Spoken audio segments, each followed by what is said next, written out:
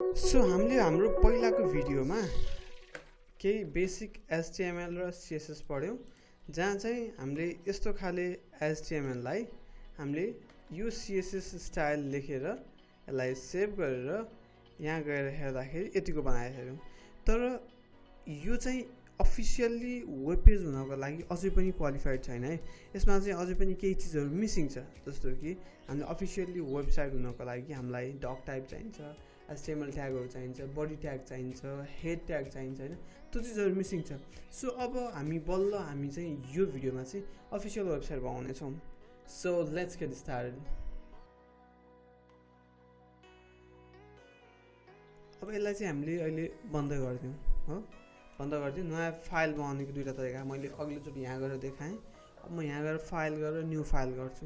नयाँ फाइल त बन्यो, तर जहिले पनि एउटा कुरा के विचार गर्नु भन्दाखेरि जुन हामीले लेखेको जस्तो h1 लेख्दाखेरि अटोमेटिक इन्टर हान्दाखेरि अटोमेटिकली ट्याग फिलअप हुनको लागि यो हाम्रो भिजुअल स्टुडियो कोडले पहिला चिन्नुपर्छ यो के खाले फाइल हो भनेर।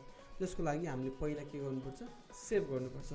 अब हामी यो अनटाइटल छ, अनटाइटल भनेको सेभ नभएको भएर अनटाइटल हुने हो। यसलाई हामी फाइलमा जान्छौं, सेभ गर्छौं। सेभ गर्दाखेरि कहाँ सेभ गर्छौं, डेस्कटप भित्रै हेलो प्रोजेक्ट। यो सम्झिनु है, हेर्नु है। यदि डेस्कटप भित्र तपाईको प्रोजेक्ट फोल्डर भित्र छैन भने it's not gonna work. So यहाँ भित्र मैले के छ जस्तोखेरि OFF से अफिसियल HTML पेज भनेर यसरी नाम दिए। जहिले पनि के विचार गर्नुपर्छ, .html छुट्नु हुँदैन। अनि यसरी सेभ गर्दाखेरि हेर्नु है, यहाँ तल सेभ एज प्लेन टेक्स्ट भइरहेको छ। यसरी सेभ गर्यो भने इट माइट नट वर्क। तर अहिले यसमा चाहिँ काम गर्यो है, किनभने यो भिजुअल स्टुडियो कोडबाट छ। त्यसमा चाहिँ तपाईहरुको तल चाहिँ नोटप्याडमा छ भने चाहिँ HTML बनाउनु होला। सो अब यति भइसकेपछि हामी HTML पेजमा आयौं है, हामीले बनाएको नयाँ पेजमा। अब हामी अफिसियली स्टार्ट हुनको लागि के हुनुपर्छ भन्दाखेरि सुरुमा हामीले यो HTML हो भन्नको लागि doctypt आइसक्यो है। डक टाइप गरेपछि डक टाइप HTML भनेर आयो हो। डक टाइप HTML आइसकेपछि हामीलाई अर्को के चाहिन्छ, हामीलाई अर्को चाहिँ HTML। अब यो कुन ल्याङ्ग्वेज हो त हो, यसरी इंग्लिश भनेर यसरी चिनाउनु पर्छ।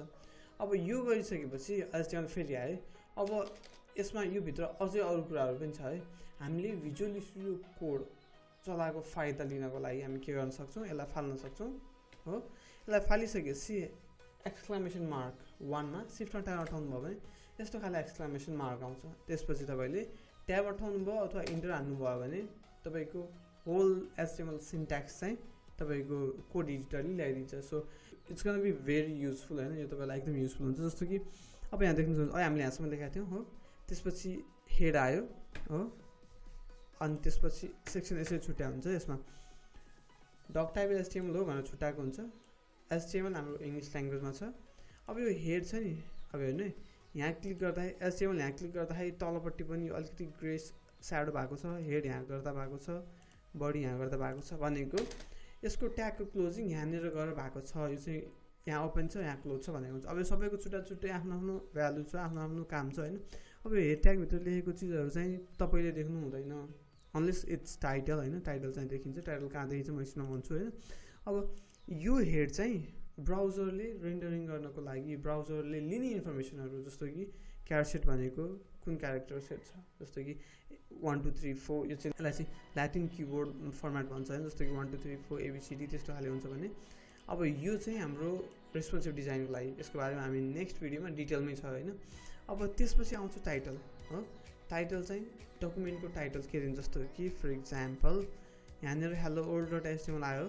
तपाईले फेसबुक खोल्नुहुन्छ, सरी गुगल खोलौं, यहाँ माथि देख्नु भएको छ गुगल मात्र आएको छ। यहाँ माथि Facebook login or sign up भनेर आएको छ नि। ओ यो चाहिँ यो त टाइटलबाट आइरहेको छ के।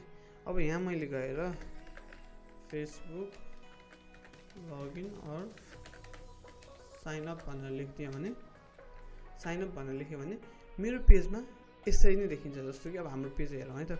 हाम्रो पेज हेर्नको लागि हामी हाम्रो प्रोजेक्ट फाइलमा जान्छौं। प्रोजेक्ट फोल्डरमा यो हामीले बनाएको पेज, यसमा गएर डबल क्लिक गरेर हेर्छौं है। अब यसमा गएर डबल क्लिक हेरिसकेपछि यहाँ माथि देख्नुभयो Facebook login or sign up, अलिकति टाइपको मिस्टेक भएछ होइन, sign up it's like this okay.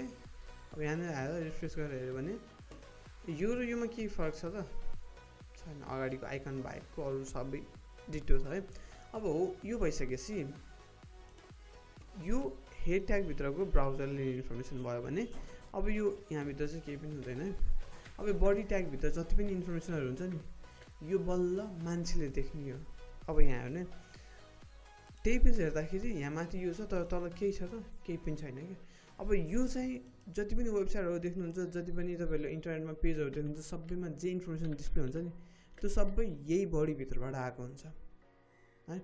अब यो बडीभित्र चाहिँ अहिले हामीले लेखेको कुराहरू थियो नि, जस्तो कि हेड ट्याग थियो, अहिले हामीले के लेखेका थियौँ H1 लेखेका थियौँ, H1 लेखेर यसरी लेख्ने गर्नु है, angle bracket open H1 enter हानिसकेपछि क्लोज हुनुपर्ने, भएन भने पनि केही भएन, एङ्गल ब्राकेट क्लोज गर्नु, त्यसपछि H1 मा हेलो अगेन। अब यता गरेर हेर्नु, यता गरेर हेरेर F5 गर्दाखेरि के भयो हेलो अगेन आयो हो। अब त्यसपछि तपाईँले यहाँ पी ट्यागभित्र हो, पी ट्यागभित्र this is test from body हो यो गर्यो, यहाँ गएर फेरि F5 गरेर हेर्नुभयो भने यहाँ गएर हेर्नुभयो भने यो हेलो फ्रम बडी देखियो। अब यति कुरा के बुझ्नु भन्दा अहिले हामीले जति पनि लेखेको थियौँ त्यो सबै चिज कहाँ लेख्ने हो बडीभित्र लेख्ने है। अब त्यस्तै अब हाम्रो स्टाइल कहाँ जान्छ त, अब हामीले यसलाई स्टाइलिङ गर्नु पऱ्यो भने हाम्रो स्टाइल पनि हेडभित्रै हुन्छ, हेड र बडीमा चाहिँ केही पनि हुँदैन होइन, हेड र बडीको बिचमा केही पनि हुँदैन।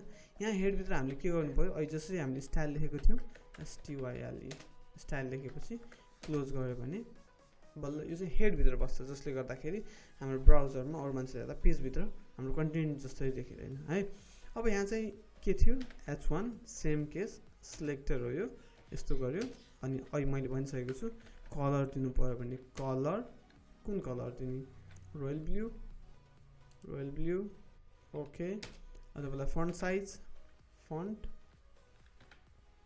साइज 40 px नबिर्सिनु होला, सेमिकोलनले क्लोज।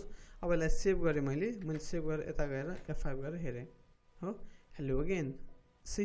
अब यो चाहिँ पहिलाको जस्तो नै काम गरिरहेको छ क्या। अब अर्को कुरा है, मैले यता र यता यसरी नेभिगेट गर्दाखेरि कसरी नेभिगेट गरिरहेको छ भन्ने लाग्न सक्छ होइन। अब तपाईँ यदि म्याकमा हुनुहुन्छ भने कन्ट्रोल ट्याब गर्नु होला होइन, यदि तपाईँहरू विन्डोज मेसिनमा हुनुहुन्छ भने अल्टो ट्याब गर्नुभयो भने तपाईँको रिसेन्ट चलिरहेको दुईवटा प्रोग्रामहरू चाहिँ यता र उता नेभिगेट गर्नुहुन्छ। अब त्यो बाहेक तपाईँहरूलाई अरू अप्सन हुन्छ अरू कहाँ जाने भनेर, नत्र भए चाहिँ हाम्रो रिसेन्टली चलिरहेको दुईवटा नेभिगेट गर्नु चाहिँ अल ट्याब गर्नुभयो भने एकदम फास्ट यता उता चेन्ज हुन्छ। अब यसपछि के हुन्छ भन्दाखेरि तपाईँलाई कहिलेकाहीँ यो त भयो त नि लेखिसकेपछि के दिने त नि भन्ने कुरा सबै चिज थाहा याद नहुनसक्छ कि। त्यो केसमा के गर्ने, यहाँनिर गएर जस्तो यो टेक्स्टलाई अब अन्डरलाइन गर्नु पऱ्यो भने अथवा इटालिक गर्नु पऱ्यो भने ITLIC इटालिक लेखेर नि भएन हो। अब कसरी गर्ने त त्यो भन्ने कुरा अब सिम्पल छ है, सुरुमा तपाईँहरूलाई गाह्रो हुनसक्छ होइन, नत्र भए चाहिँ पछि बानी पर्दै गएपछि थाहा भइहाल्छ। अब तपाईँलाई कतिपय चिजहरू थाहा भएन भने कतिपय चिज मलाई पनि थाहा हुँदैन होइन, सबै चिज मैले तपाईँलाई पुरै सिकाउन पनि सक्दिनँ होइन। तपाईँले अब मैले यहाँ सिकाइरहेको हुन्छ एउटा, तपाईँलाई अर्को कुरा थाहा पाउनु मन लागेको हुनसक्छ होइन। त्यो केसमा चाहिँ के गर्ने भन्दा इन्टरनेटमा जाने how to make text italic in CSS त्यहाँ आइसक्यो है हो। अब यो सर्च गरिसकेपछि दुई तिनवटा ठाउँ छ, जस्तो कि W3 school definitely it will be first choice for HTML र CSS को लागि, जाभास्क्रिप्टको लागि चाहिँ त्यति प्रिफर गर्दैन। अनि त्यसपछि अर्को चाहिँ तपाईँको स्ट्याक ओभरफ्लो हुन्छ, अनि त्यसपछि CSS ट्रिक हुन्छ, अनि त्यसपछि अब tutorials point not much recommended होइन। अब यति भइसकेपछि यहाँ जानु होला, यहाँ गइसकेपछि हामीले के गर्यौँ भने फन्ट स्टाइल इटालिक हो यो चाहिएको नि हामीलाई। अब फन्ट स्टाइल इटालिक यसलाई कपी गर्ने यहाँनिर लगेर यसरी पेस्ट गरिदिने, अथवा तपाईँले त्यहाँ हेरिसकेपछि केसम्म थाहा हुन्छ भन्दाखेरि यहाँ ल्याउनु नि परेन कि, त्यहाँ हेर्नुभयो नि फन्ट स्टाइल इटालिक हो भनेपछि यहाँनिर आएर फन्ट -STYL स्टाइल गरेपछि आयो ल। अब इटालिक गर्ने कि नर्मल गर्ने कि अब्लिक गर्ने कि यहाँ अरू अप्सनहरू पनि आउँछ है। अब इटालिक गरिसकेपछि यसलाई सेभ गर्यो। सेभ गरेर तपाईँ यता गएर ब्राउजरमा गएर यसलाई बन्द गरिदिएँ मैले।